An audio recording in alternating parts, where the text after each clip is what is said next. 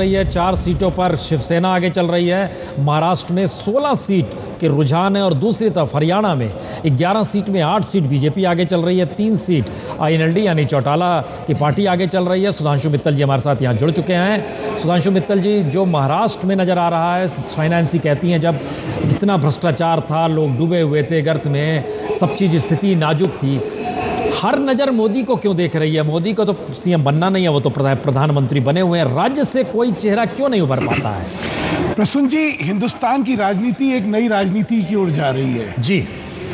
जो सफर लोकसभा में चालू हुआ था, वो उसका प्रतिबिंब हम इन चुनावों में देख रहे हैं। हिंदुस्तान की नई राजनीति जो है वो उम्मीद की राजनीति है। वो जात पात, धर्म, क्षेत्रीयता, भाषा, इनसे छोड़ के वो भविष्य की तरफ राजनीति। धनकर समाज जोड़ा गया, आरपीआई जोड़ा गया, राजू शेट्टी जोड़ा गया, कल तक विरोध करते थे।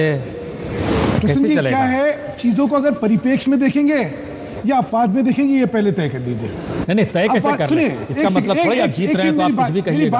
हम तो आपसे बता रहे हैं कि पहले क्या होता था, मेरी बात तो सुन लीजिए जी। किसी भी व्यवस्था में अपवाद जरूर होते हैं, लेकिन जब मूल्यांकन करा जाता है तो उसकी वस्तुस्थिति क्या है, उसका मूल्यांकन करेंगे। हम इसके उसकी अपनी एक भूमिका होती है। एक अच्छा नेतृत्व, एक सुदृढ़ नेतृत्व, एक ऐसा नेतृत्व जिस पर देश को अगर विश्वास होगा और वो आपके पास होगा, तो स्वाभाविक तौर से वो पत्ता चला ही जाएगा और उस पत्ते की स्वीकार्यता होगी। लेकिन मैं फिर कह रहा हूं, ये प्रतिबिंब है एक बदलती हुई राजनीतिक व्यवस्था का। हम इसको छोटे पर्दे पे ना देख के इसकी बड़ी चित्र देखिए। महाराष्ट्र में हम कभी थे नहीं, शिवसेना एल्डर ब्रदर थी। हरियाणा में मुझे आज तक ध्यान है 2004 में 75 सीटों पे जमानत जब 2 सीटें आई थी, 2009 में 4 सीटें आई थी, 60 सीटों पे जमानत जब। वहां से आज का सफर, इसका कारण क्या है? कारण है उम्मीद की राजनीति। बाकी राजनीतिक संगठन जो हैं उनके बारे में लोगों में इतना आक्रोश भरा हुआ है कि उन्होंने उनकी आकांक्षाओं को बिल्कुल ही तहस नहस जी। कुछ बहुत अहम हो रहा है, अगर आप बहुत पे नजर डालें, आगे बढ़ रहे हैं। तो जिस तरीके से लोकसभा चुनाव में हुआ था, क्योंकि संजय जी गौर कीजिए, एक तरफ जा रहा है, पहले को बताता हूं क्या था। जिसे मुंबई ले लीजिए, हम लोग शिवसेना के साथ थे, उत्तर भारतीयों की एक बहुत बड़ी तादाद वहां पे थी और शिवसेना का जो स्टैंड था उत्तर भारतीयों के खिलाफ, उसकी वजह से जो कभी हमारा गढ़ माना जाता था, वहां पे हम लोग पिटे और लोगों में स्वाभाविक तौर पे एक हमारे बारे में शंका उठा।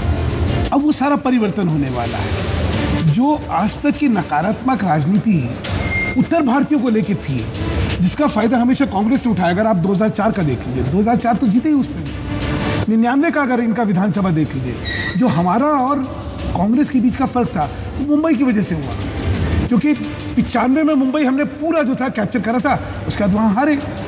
तो क्या है, मैं फिर कह रहा हूं, नई राजनीति में आपको उम्मीद की राजनीति जो है वही चलने वाली है, सुशासन की राजनीति चलने वाली है। ये कोई जात पात की राजनीति जो है नहीं चलने वाली, और इसका स्वागत होना चाहिए। नहीं, ये सही है। शाइना, क्या ये माना जाए, ये प्रसन्न जी, जो आपने भ्रष्टाचार वाली बात करी, वो बहुत एक अहम मुद्दा है। देखिए, लगातार लोगों के मानस में जिनके प्रति भ्रष्टाचार के बारे में लोगों के मन में एक शंका है, उनका रिजेक्शन एक कंटिन्यूअस प्रोसेस है। जो आप क्षत्रपों की जो बात कर रहे हैं, उनमें हर वो राजनीतिक संगठन जहां पे भ्रष्टाचार जो है वो परम सीमा पे पहुंचा हुआ है, जहां पे परिवारवाद पहुंचा हुआ है, उसके खिलाफ लोगों में एक आक्रोश बना हुआ है और उस आक्रोश का प्रतिबिंब जो है वो उनका सफाया होता दिखा है। देखिए, इसमें अकेला पात जो है वो बीजेडी है।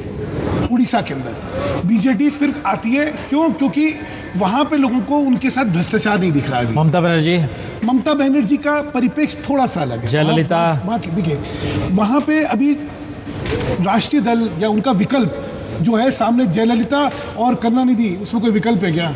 भ्रष्टाचार थाने के आंकड़ों पर भ्रष्टाचार नजर डालें, हम जरा आंकड़े। इसमें सुधांशु जी दिक्कत है। अगर आपने देवेंद्र फडणवीस को मुख्यमंत्री बना दिया, वो नागपुर से आते हैं, देवेंद्र फडणवीस अलग से वादा कर चुके हैं, हालांकि आपके मैनिफेस्टो में नहीं है वो, कि विदर्भ को अलग राज्य बनाएंगे, तो फिर होगा क्या? देखिए, हमारा और शिवसेना का एक मतभेद हमेशा रहा है विदर्भ को। वो हम जानते हैं, इतिहास की बात है, मैं आगे की बात कर। अब आगे तो हमने वायदा तो अभी करा नहीं है। नहीं, आपके पार्टी नहीं, स्टेट अध्यक्ष ने किया है। सुनिए, इस मैनिफेस्टो में ये बड़ा सोच समझ के हुआ था कि क्या आपको विदर्भ के बारे में वायदा करना है या नहीं करना है।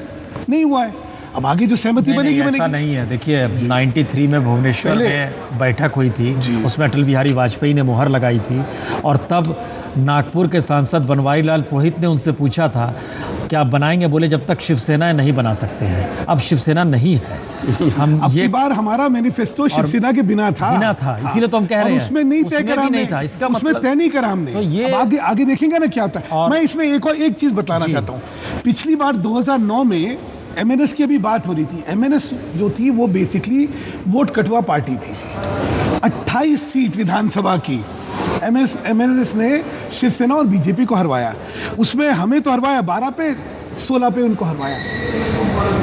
एक वोट कटवा पार्टी बार बार नहीं चलती है। एक बार हो गई, लोग समझ गए, इसीलिए अब की बार आप उनका देख रहे हैं कि खाता खुलना मुश्किल हो रहा है। इनसे सुधांशु से एक बात पूछ ले कि क्या शिवसेना के साथ इस बार गठबंधन करेगी बीजेपी? क्योंकि प्रधानमंत्री ने कहा है कि हम सबको लेके चलेंगे साथ, तो क्या शिवसेना के साथ अगर आप लोग आ भी गए, आपकी मेजॉरिटी आ भी गई, तभी बहुमत आ भी गया, तभी आप शिवसेना का लेंगे साथ, क्योंकि एनडीए में तो है शिवसेना। देखिए एनडीए में थे, अब की बार चुनाव अलग अलग लड़े। होता क्या है कि जिसके साथ आप चुनाव तो महाराष्ट्र में आपकी सरकार अकेले नहीं, जिसमें आप चुनाव साथ लड़े, मेजॉरिटी आने के बाद भी आप उनको लेके साथ दर्शकों को बताएं कि जो कांग्रेस